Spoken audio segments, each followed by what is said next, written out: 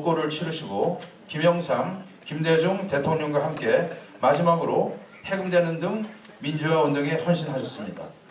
제13대부터 17대까지 5선 국회의원과 정무 제1장관, 민족화 해법력 범국민협의회 대표 상임의장, 대통령 국민통합특별보좌관 등을 역임하셨습니다. 현재 세계 한인상공인 총연합회 이사장 및 민주화 추진협의회 공동이사장 그리고 김영삼 민주센터 이사장이시며 올해 9월 1일 우리 민주평화통일자문회의 수석 부의장으로 취임하셨습니다. 바쁘신 일정에서도 불구하고 오늘 출범회의를 이곳 필라델피아를 방문해 주시고 강연까지 맡아주신 김동영 수석회장님을 큰 박수로 맞아주시기 바랍니다.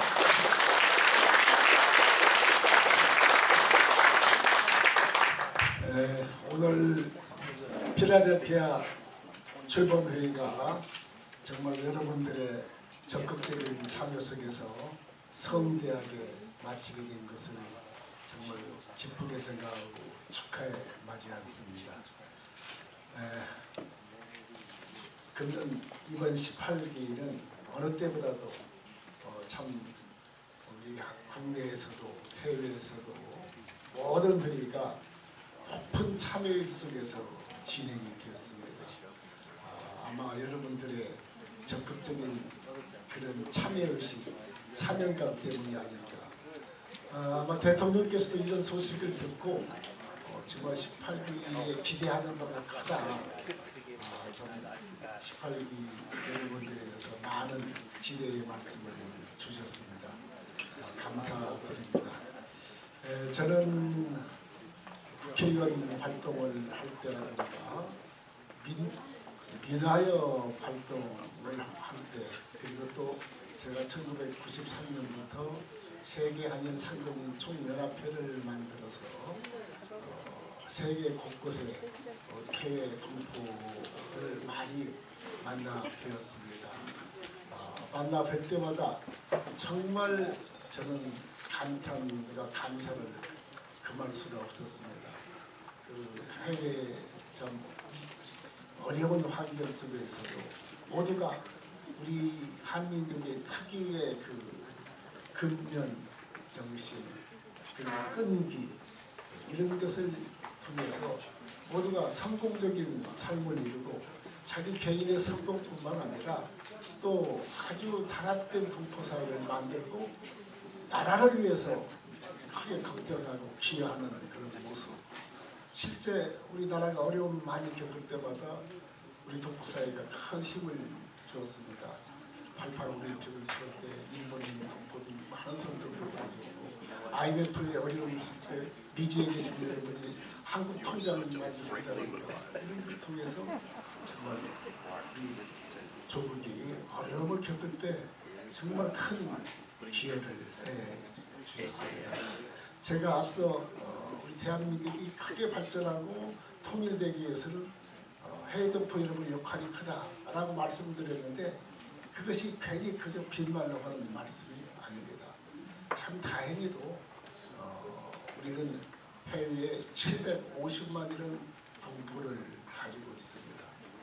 그런데 이 750만이라는 수는 본국에 있는 동포 수에 비례해서는 세계 제일 높은 그런 수치입니다. 근데 이 750만 동포가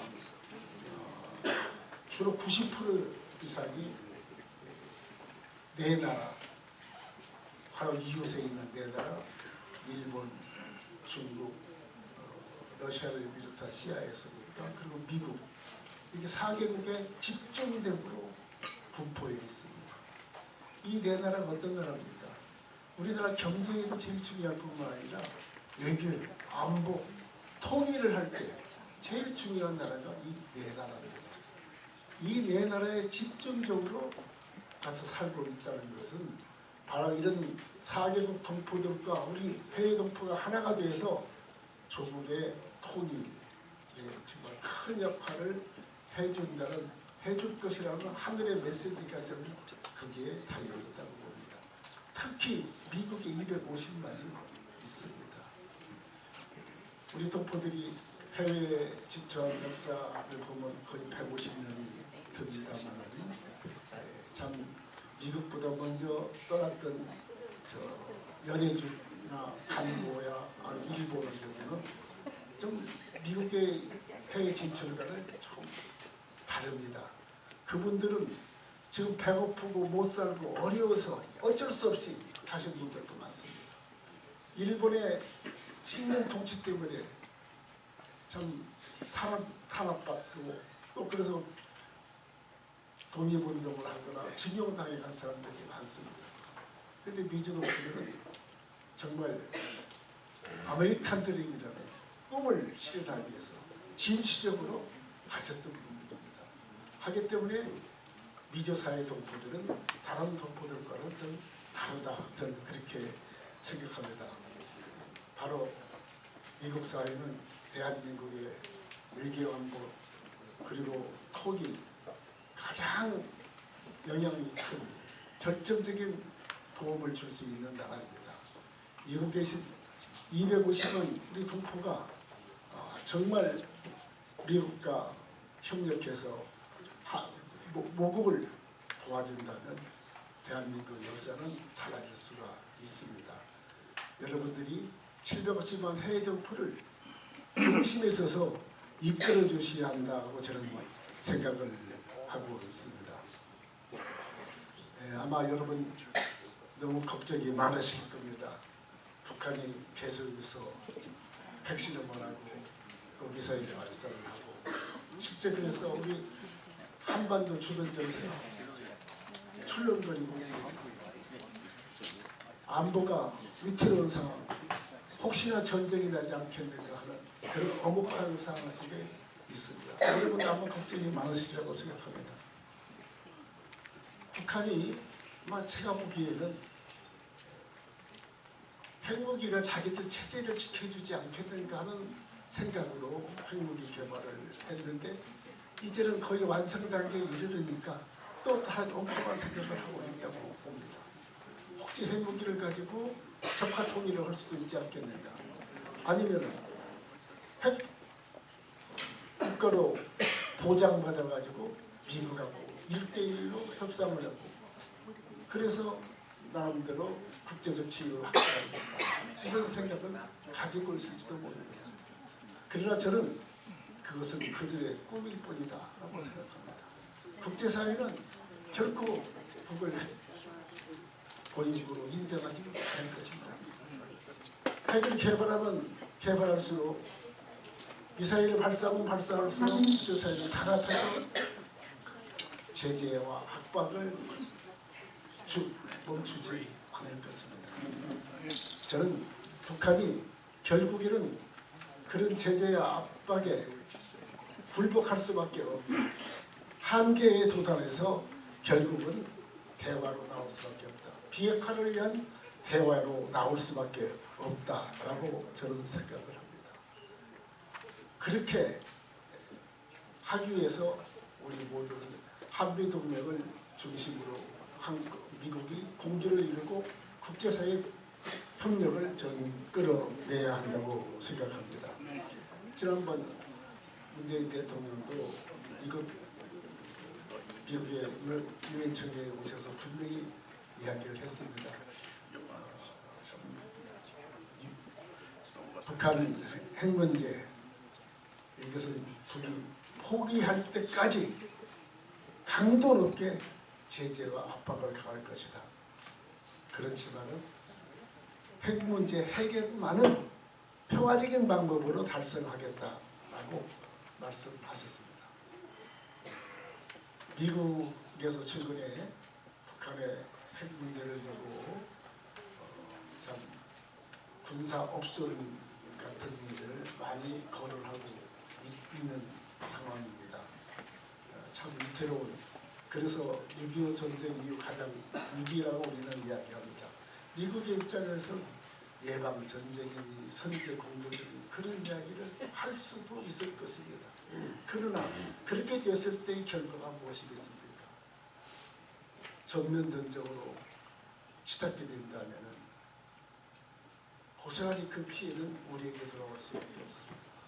어쨌든 우리는 전쟁을 나가야 합니다. 한반도 평화를 지키기 위해서 우리 모든 노력을 다 해야 합니다. 우리가 한미동맹을 정말 국제공조를 절대적으로 잘 활용해서 도발의 단호하게 대응하면서 어쨌든 평화를 지키고 그리고 끈기와 인내심을 가지고 북한의 비핵화를 위한 대화를 만들어낸 일에 우리는 최선의 노력을 다해야겠다 하는 말씀을 드립니다.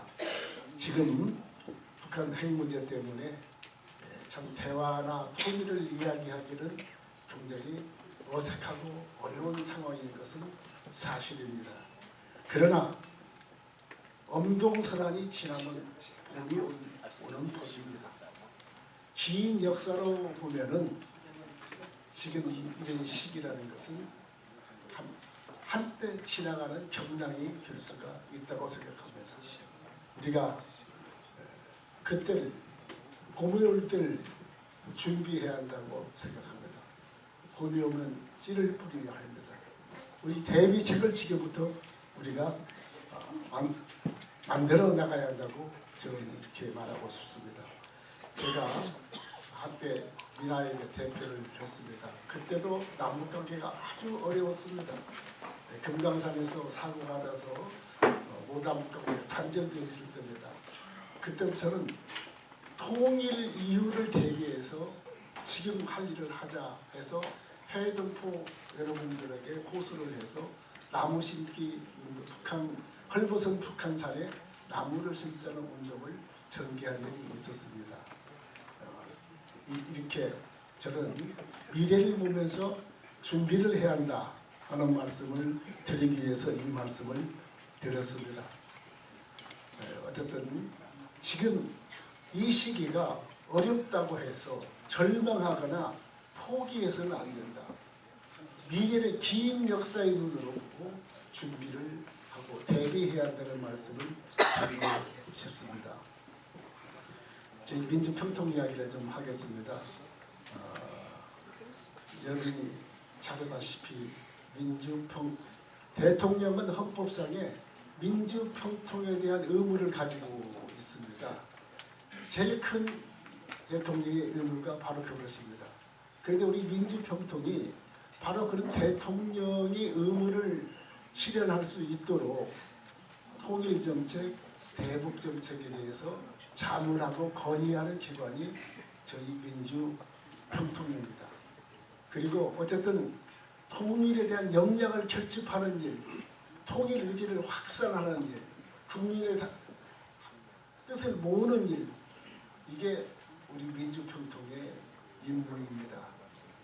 그러면서 참 우리 대한민국 최고의 국가 목표인 통일, 이것을 이루는데 참 우리가 가지고 있는 그 역량을 우리가 어떻게든지 최선을 다해야 한다 이렇게 생각을 합니다.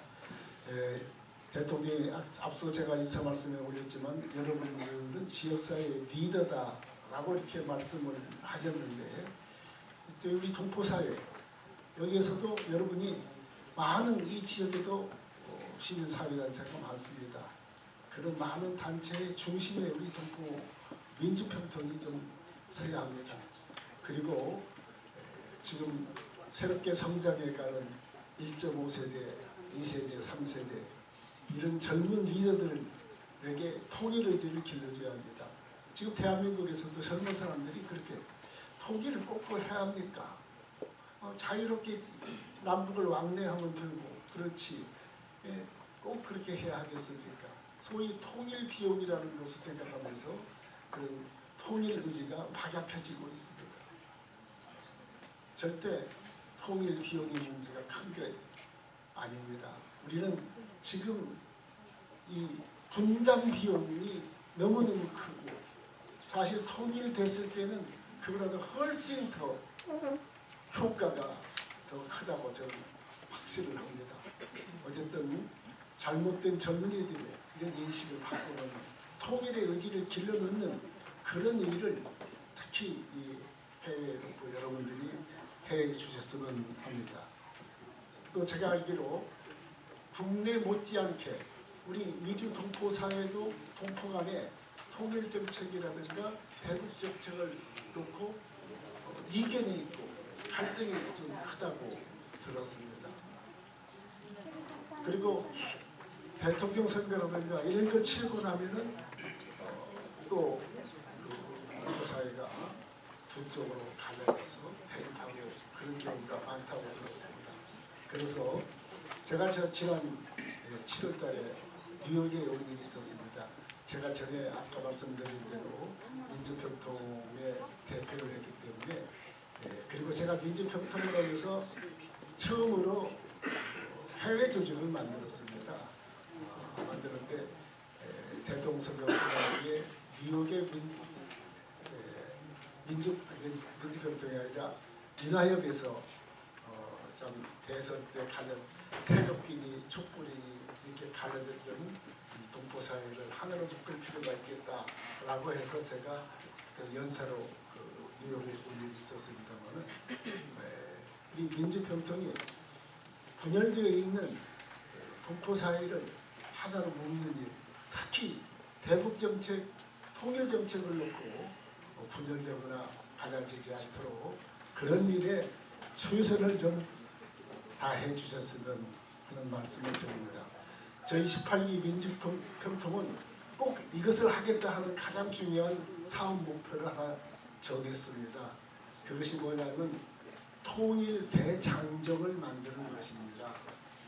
여러분 독일이 우리 한국보다는 훨씬 통일되기가 어려울 것이다 라고 했음에도 불구하고 그들은 이미 통일을 이루었습니다. 여러 가지 이유가 있겠습니다만은 통일은 2차 전쟁 이후에 지금까지 24번째의 정권이 바뀌었습니다만은 정권이 바뀔 때마다 항시 연합 정치를 했습니다. 그런데 그 중에서도 통일 정책을 하나로 만들어서 우리 통일 정책을 정권이 바뀌어도 계속 시행을 하는 그런 일을 해서 통일에 관한 국민적 합의를 만들고 가고 있었습니다. 그것이 바로 다른 여러 가지 소비에트의 이제 분화라든가 또 이런 여러 가지가 마주쳐서 통일을 이루었습니다. 그래서 저희는 이번에 여야를 뛰어넘고 보수와 진보도 함께 합의할 수 있고 그래서 대통령이 바뀌고 정권이 바뀌어도 바뀌지 않는 지속 가능한 통일에 관한 그런 정책을 만들자. 그 이름을 통일협약이라고 하든 아니면 통일대장정이라고 하든 어쨌든 간에 그런 통일에 관련된 그런 우리 국민적 합의된 그런 정책을 하나 만들어내자. 그래서 그것을 우리 18기 민주평통의 중요한 과제로 지금 삼고 준비를 하고 있습니다. 여러분께서도 이 부분에 많이 참여할 수 있게 되기를 진심으로 부탁을 드리겠습니다. 지금 우리 대한민국이 아주 사실 어렵고 위기 상황입니다. 그렇지만 우리는 분명히 딛고 일어서야 한다고 저는 생각합니다. 그리고 그렇게 될 것이라고 저는 개인적으로 확신을 가지고 있습니다. 여러분 아시다시피 우리가 일본으로부터 독립돼서 정부를 수립했던 1945년 그때 우리는 얼마나 어려운 나라였습니까? 세계에서 제일 가난했던 불과 국민 소득이 80%도 안 되는 그런 나라였는데 그것도 분단된 나라로 시작을 했습니다. 그런데 또 불행하게도 같은 민족들이 동족 상잔의 전쟁을 치러냈습니다. 이렇게 어려운 나라로 출발해서 더 불행한 과정을 거쳤지만 우리는 지금 경제적으로 세계 11번째 가는 나라를 만들었습니다. 6번째 수출 대국이 되었습니다. 그리고 당당한 민주 선진국이 되었습니다. 세계 2차 대전 이후에 새롭게 탄생된 나라가 150여 개, 170개 가까운 나라가 있다고 합니다. 그런데 그 중에서 117개 국가 중에서 완전하게 산업화를 이루고 완전하게 민주화를 이룬 유일한 나라가 바로 대한민국입니다. 우리가 주장하는 것이 아니라 세계가 다 그렇게 인정하고 있습니다. 우리는 이렇게 위대한 일을 했습니다. 그것은 오로지 거저 우리가 얻어온 선물이 아닙니다. 우리 국민과 해외동포가 땀과 눈물로 만들어낸 것입니다. 지금 오늘 우리가 어렵긴 하지만 저는 우리가 이렇게 어려운 난관을 극복해서 이 정도의 나라를 세웠는데 어찌 이 어려움을 극복하지 못하겠습니까? 참 저는 오늘 아무리 국제관계가 어렵고 남북관계가 절망적이라고 하더라도 우리가 절망하지 말고 우리가 지금까지 이뤄왔던 그 실적, 우리가 지금 이뤄왔던 그 능력, 이런 것을 우리가 믿고 그리고 좀 기필코 통일을 이룰 수 있다는 그런 저는 확신을 가져야 한다고 생각을 합니다. 저는 오래전부터 21세기가 위대한 한민족 시대가 될 것이라고 그런 생각을 가지고 있었습니다. 저는 그것이 지금 가능하다고 실현되고 있다고 다가오고 있다고 그렇게 생각을 하고 있습니다. 앞서 말씀드렸지만 750만 해외 동포는 바로 우리가 그런 위대한 한민족 시대를 만드는 큰 자산입니다. 여러분이 알다시피 지금 글로벌 시대가 되고 있습니다. 이 글로벌 시대의 750만은 저는 이런 시대가 올 것을 미리 알고 세계 각국에 파견해 놨던 참 디아스포라다 이렇게 생각을 합니다. 그래서 해외에 있는 750만과 한반도에 있는 7,500만이 하나로 네트워크 된다면 분명하게 대한민국이 우리 한민족이 위대한 한민족 사회를 만든다라고 생각합니다. 바로 글로벌 시대가 오고 있다는 것이 그 증거입니다. 예전에 장벽이 국경이 높았던 그 시절에는 사람이 왕래도 어려웠고 수출도 수입도 어려웠습니다. 다시 말해서 참 장벽 때문에 상품도 자유를 왔다 갔다 하지 못하고 자본도 그랬고 사람도 그랬습니다만 지금은 글로벌 시대가 되면서 이런 것이 자유스럽게 왔다 갔다 하는 시대가 되었습니다. 우리가 오늘날 참 무역 대국이 될 수 있었던 것이 우리 능력도 있었죠. 우리가 수출 입국이라는 정책을 세워서 열심히 한 노력도 있지만 이런 시대의 변화가 없었다면 불가능합니다. 그런데 또 한 가지 큰 변화가 지금 거의 왔습니다. 뭐냐면 지금 문명의 중심이 이동한 겁니다.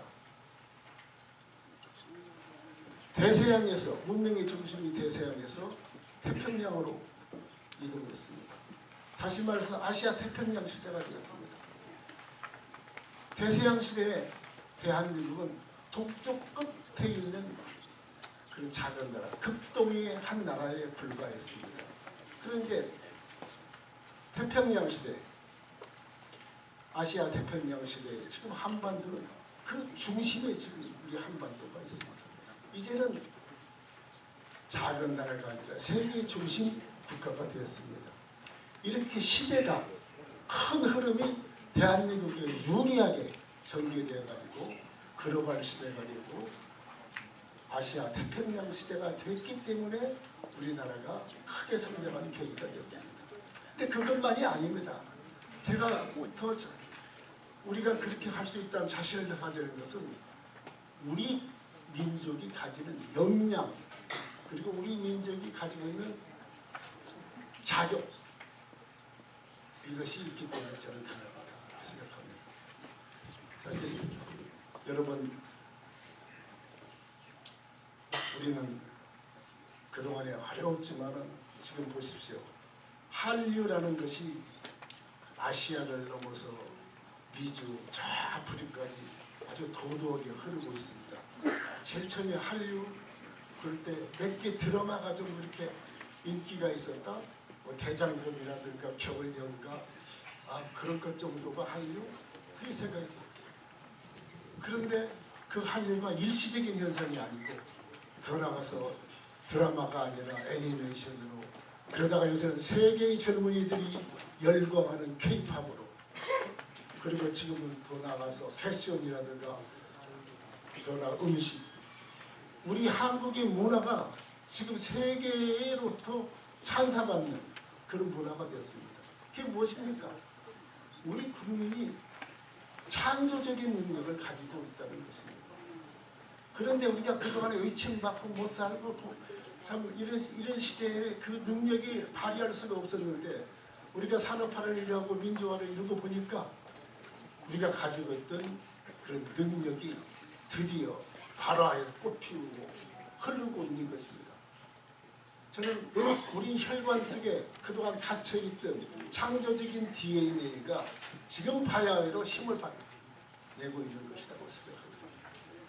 여러분 우리나라에서 언제 삼성 같은 그런 기업이 나올 것을 생각했습니다. 애플을 능가하는 삼성 그런 기업들이 앞으로 저는 계속해서 탄생할 수 있어요. 왜? 우리는 그런 창조적인 능력을 가진 민족이기 때문에 저는 가능하다고 봅니다. 그리고 또 한 가지 이유는 우리가 자격 있는 국민이라고 저는 생각합니다. 여러분 우리 대한민국 건국기념 아시죠? 홍익인간입니다. 넓으로 자 이익이라는 익자의 인간. 인간에게 널리 이익을 준다는 인류에게 이익을 주겠다는 세운 나라가 대한민국입니다. 저는 과분한 탓인지 모르지만 어느 나라도 이렇게 위대한 건국기념을 가진 나라를 보지 못했습니다. 여러 나라들 보면 건국 설화 같은 거 봐도 정말 어때 재미있는 설화 그런 거 있지만 정말 우리같이 위대한 그런 건국기념을 저는 보지 못했습니다. 이것은 대한민국 국민이야말로 정말 세계 문명의 발전을 위해서 인류의 평화를 위해서 기여할 수 있는 그런 자격을 가진 나라라고 세계가 인정할 수밖에 없다라고 생각합니다. 앞서 말씀드렸지만 저는 세계의 큰 흐름이 변화가 우리 한국의 유리에게 전개되고 있고 우리가 능력도 가지고 있고 자격을 가진 민족이기 때문에 저는 분명히 우리는 21세기를 위대한 한민족 시대로 만들 수 있다 이렇게 생각을 합니다. 다른 이야기를 하나 하겠습니다. 대개 해외 동포를 이야기할 때 이런 표현을 씁니다.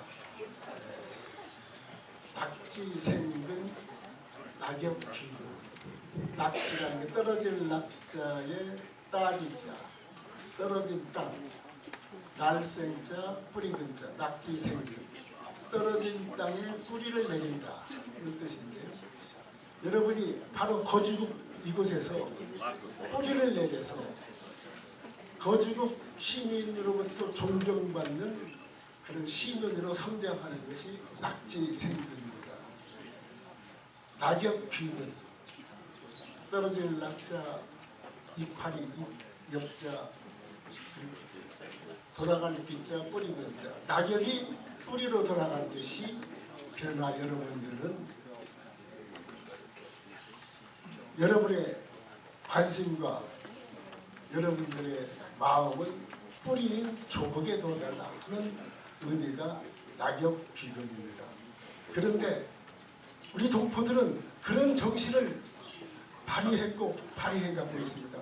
저는 해외 동포들 중에 모국을 생각하는 그런 동포, 물론 이스라엘 민족 그 대표적인 예가 있습니다만 거기에 버금가지 않게 그런 모국을 생각하는 분들이 우리 한민족이라고 생각합니다. 그동안에 하신 일들이 많습니다. 지금 작은 일부터 하면 아까도 말씀드렸지만 여러분들이 IMF 때 많은 공개 도움을 주셨습니다. 제가 알기로 제일 처음에 지금 우리 현대자동차가 뭐 미주 사회에서도 큰 역할을 한다고 하는데 제일 처음에 현대가 그 조그만 티코라는 자동차를 만들어서 해외 시장에 냈을 때 미국이 그 당시에 유고슬라비아의 그 소형 자동차하고 경쟁을 할 때였다고 봅니다. 그런데 그 당시만 해도 미주에 많은 동포들이 안 살았는데 그 세컨차 이런 것은 우리 동포차로 사고 그 작은 별로 참 좋은 차도 아닌데 이런 것을 사줘가지고 유고 그 당시 경쟁차를 물리쳐서 미주에서 좀 안착할 수 있는 기회를 줬다고 들었습니다. 지금 우리에게 참 큰 자산이 되고 있는 비자 면제 프로그램 우리 외교부가 혼자 한 게 아닙니다. 저는 외교부보다도 그 당시에 우리 동포 사회가 자기 지역사회 국회의원들 다 찾아다니면서 만들어 놓은 것입니다. 요새 좀 IMF 때문에 또 재협상이 되고 있습니다만 저도 그 당시 열심히 뛰었습니다만 IMF 한미 IMF 만들 때 우리 동포 사회가 열심히 뛰어서 미주 사회가 열심히 뛰어서 했습니다. 저는 그 모든 것 중에 지난 2007년 연방하원위원회에서 일본군 강제징용 위안부, 강제 위안부 결의안 만드는 거, 이 참 대단한 역사적 사건이라고 생각합니다. 그 당시에 일본이 이걸 막기 위해서 막다한 로비력을 발휘했습니다만 우리 동포 사회가 열심히 뛰어가지고 이 결의안을 만들었습니다. 우리 동포 사회가 힘을 합쳐서 조국을 위해서 이런 일을 했고 또 여기서 앞으로도 그 더 많은 일을 저는 할 수 있다고 봅니다. 제가 여기 오기 전에 한국에서 추석 영화 이렇게 있는데 그 중에 최근에 가장 인기 있는 추석 영화 중에 하나가 I Can Speak라는 영화입니다. 그런데 그 영화가 바로 하원에서 위안부 결의안을 만드는 그런 내용의 영화인데 그때 미국 시민 참여 센터에 우리 김동석 의원이 우리 평통의 미주 운영위원입니다. 그분이 열심히 뛰었습니다. 그래서 제가 그때 만드는 것을 알고 있었는데 이번 그 영화를 봤더니 김동석 운영위원이 카메오로 여러 번 나오더라고요. 그걸 보면 얼마나 반갑고 눈물이 팍 쏟아지더라고요. 정말 앞으로 여러분들이 힘을 합치면 못할 일이 없습니다. 한 번 더 한국의 평화 통일 역할을 할 수 있습니다. 전 그래서 여러분들이 조금 이제는 미국의 정치에 좀 적극적으로 관심 가지고 참여해 주셨으면 하는 생각이 듭니다. 미국도 지금 저는 많이 들은 것을 알고 있습니다. 워싱턴은 정치인들 끼리끼리만 하는 게 아니라 이제 풀뿌리 참여 시대의 정치가 미국에서 열렸다고 저는 알고 있습니다. 여러분들이 적극적으로 보팅 파워 행사를 해야 합니다. 적극적으로 투표 참여하고 의회를 상대로, 정부를 상대로 라디오도 하고 언론을 상대로, 미국의 시민사회를 상대로 열심히 단합된 힘으로 역할을 하면 미국 사회를 바꾸고 그래서 대한민국의 미래를 이끌어 나갈 수 있는 그런 역할을 할 수 있다고 저는 생각합니다. 여러분들에게 참 지나친 부탁과 요구만 한 것 같습니다만은 어쨌든 미주 동포 사회는 750만 동포 사회를 이끌어가야 할 그런 사회입니다. 여러분들이 나라를 세계를 바꾸고 나라를 바꿀 수 있습니다. 특히 우리 민주평통이 미제독보사회의 중심에 서서 그런 역할을 저는 할 수 있다고 생각합니다. 저는 해외동포가 대한민국 7,500만을 이끌어가면서 세계의 중심으로 이 나라를 반듯하게 세워서 가까운 시간에 통일을 이루고 위대한 한민족 시대를 만들어내는 역할을 여러분께서 꼭 해주실 것이다.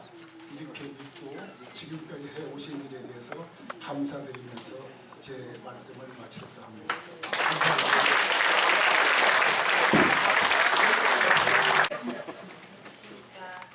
오늘 저희 18기 민주평화통일기획대화 자문위원님들 성함을 부르면 나와주시면 감사하겠습니다. 그냥 써주시면 되겠습니다. 수석부회장의 송영근 부회장님, 신년위원장의 김원수 위원장님, 간사의 김만기 간사님, 주관사의 이현왕 간사님, 재무의 성티나,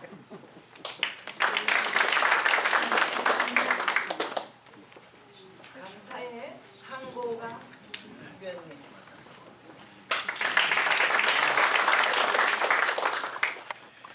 통일정책의 김만기 간사님,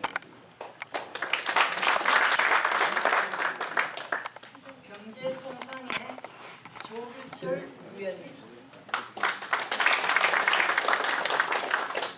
종교복지의 황준석 목사님, 여성위원장의 신정희 간사님, 언론홍보의 강성호 위원장, 차세대 청소년의 안민현 위원님,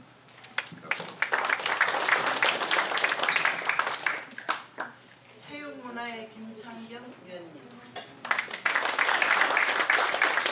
한미교류의 맥남석 위원님,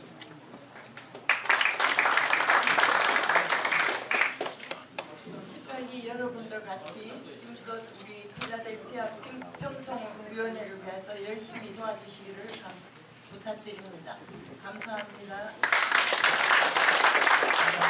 사회와 같이 호흡하는 사업으로 먼저 다가가는 평통이 되도록 힘쓰겠습니다. 그리고 다양한 차세대 사업 계획으로는 통일기로원 문화음악회, 스포츠 이벤트 등 다양한 프로그램으로 조국을 알려서 정체성을 회복하고 나아가서 통일에 대한 확고한 의지와 공감대를 확산하기 위한 프로젝트를 계획하고 있습니다. 그리고 세 번째로는 내년으로 다가온 평창 동계올림픽의 성공적인 개최를 염원하는 마음으로 지역사회에 동포사회와 주류사회에 적극 홍보하는 행사를 준비하고 있습니다. 이상으로 간단하게 사업보고를 마칩니다. 하나님이 정하신 때에 남북이 자유민주적인 방법으로 평화통일을 할 수 있도록 축복해 주시옵소서. 이 시간에 우리 음식을 먹습니다. 먹는 이 음식 우리 몸 안에 들어가서 희생하여 에너지를 주듯이 우리도 힘을 내서 이웃을 위해서 사회와 국가와 민족과 조국을 위해서 힘쓸 수 있는 값진 인생들이 되도록 도와주시옵소서. 가난한 이웃들도 기억해 주시기 원하고 감사하며 예수 그리스도 이름으로 기도하옵나이다. 아멘.